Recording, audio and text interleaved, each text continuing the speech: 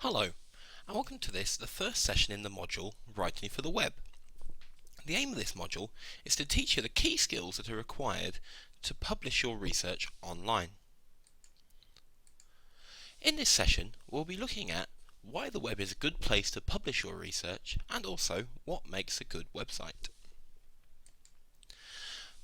There are many benefits to publishing your research online, one of which is actually very quick and easy to release your research into the academic community in this way, without having to go through the process of publishing within journals. Also, there are very little or no publishing costs involved in producing materials online. Also, you can also get your information or research spread wider, and you can create contacts with other similar researchers in your community.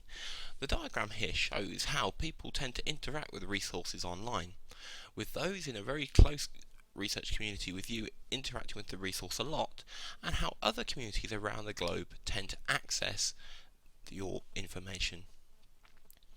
Furthermore, publishing research online is a good way to raise educational awareness to the general public, opposed to just publishing your materials within journals, which are only really read by the academic community. However, a word of warning, the web is actually full of very poor quality, unsupported research.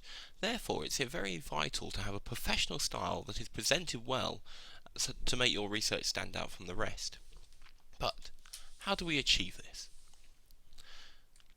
Well, there are really four key elements to good web design. These include the presentation of a website. The impact that your website has is very dependent on the first view of it, or what the home page is like. So when people come, does it provide the reader with enough information? Are the sections clearly titled, and is the content summarized? Is there an indication of whether the site is an official site or not? And furthermore, are there clear headings, good use of colour and text to direct people through the information? Also, adverts can sometimes suggest that a site is unobjective, and they're really just following the needs of their sponsors.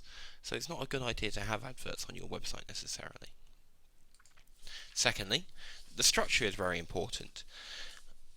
Is there a contents list or an abstract that makes it clear to the user what the site is going to be about? Can they find their way around the website using consistent headings and subheadings and ease of navigation? And also, is it clear what the level of knowledge required is for this website? Thirdly, the writing style is very important. Long pages are very hard to read online. If you think about writing a page of text of the length of an A4 piece of paper, this is actually the equivalent of about two screens worth on a website. Therefore, it's sometimes a lot easier to break your text down into shorter blocks using headings and subheadings. Also, on the internet, people can tend to break their materials down into sub-pages rather than having all their content on one long page. Also, of course, the style of the prose is very important for the target audience. If you're writing for the general public, don't use very academic terminology. And finally, one of the most important things is how materials are referenced online. Referencing materials online works exactly the same as it does in print. However, the benefit of producing materials on the internet is it enables you to hyperlink to any resources that you have cited. And also, the use of illustrations can be very important on websites to highlight key points. However, you don't want your illustrations to disturb the flow of the text that you have written. Therefore, it is sometimes suggested that thumbnails are easier to embed or put within the text you've produced.